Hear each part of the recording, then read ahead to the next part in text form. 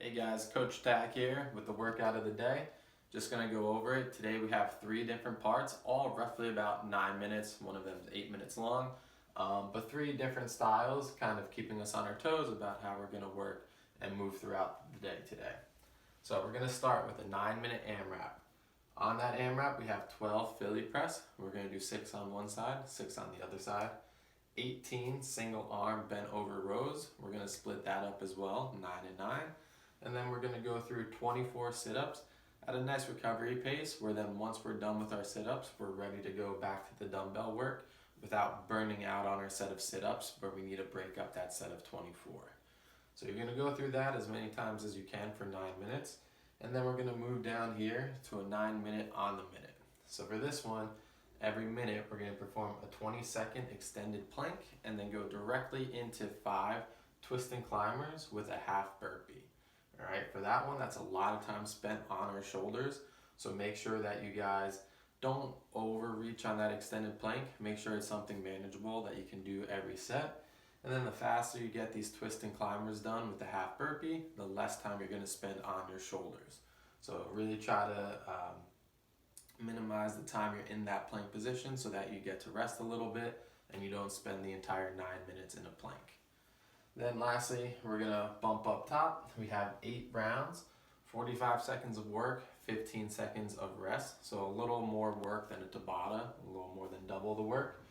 But you get that extra 5 seconds of rest. Here, we're just gonna alternate back and forth between bicycle crunches and sprinter sit-ups, all right? It's gonna be a lot of hip flexion, a little bit of rotation as well.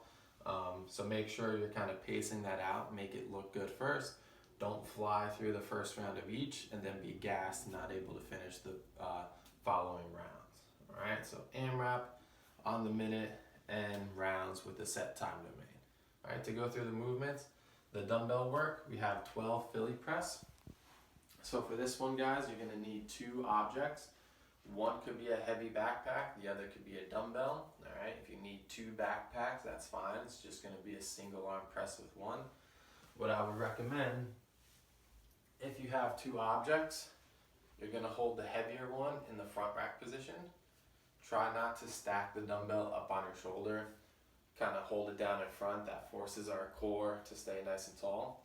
Your other arm is gonna be a Philly press, or I should say Arnold press, where your palm faces towards you.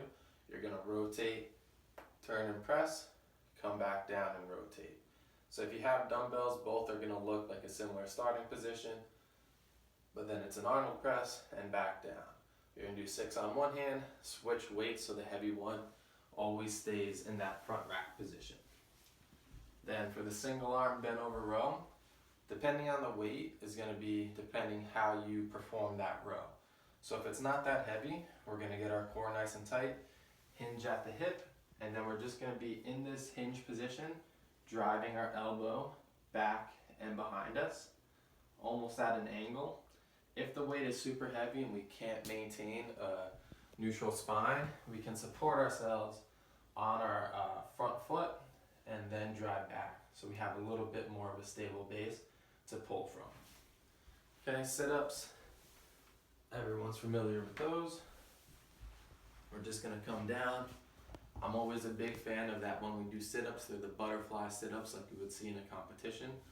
So we start by touching our toes, go back, touch the ground overhead, throw those arms forward, and touch the toes. All right, slow, steady pace.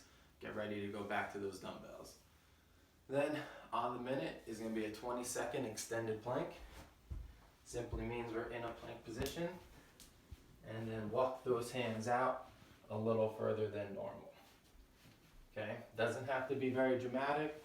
Just make sure it's something that you can hold for that 20 seconds to then go right into the twist and climber with the half burpee, which is gonna be opposite knee towards the opposite elbow. So gonna reach and twist, and then for the half burpee, we're gonna jump up, jump back down. All right, so it's just jumping those feet in and back out. You don't have to stand, you don't have to jump. Okay, last one, again, going back to the core, bicycle crunches.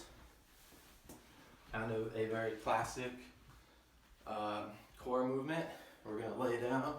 We're gonna perform a crunch, so we're not gonna do a full sit-up. We're gonna twist and drive our knee up. Come back down, crunch, twist and drive. If you want to challenge yourself, get into the hollow position, keep those feet up the entire time, and then switch as you go, that's fine. But again, it's a crunch, not a sit-up, so we're just looking for our shoulder blades to come up off the ground. And then the last one, the sprinter sit-up. This time, similar motion with our knee, but now we're gonna try to meet it with the sit-up. Come back down, meet it with the sit-up. All right, so you're gonna have that hip flexion as well with that knee drive towards your chest, but now we're trying to sit nice and tall. Not as much of a twist as the bicycle crunch, but still driving that knee up, sitting nice and tall, all the way back down. Again, if you wanna make it harder and go back down to the hollow position rather than a resting position, feel free. All right, guys, have fun. 3 different parts, 3 different styles. Good luck today.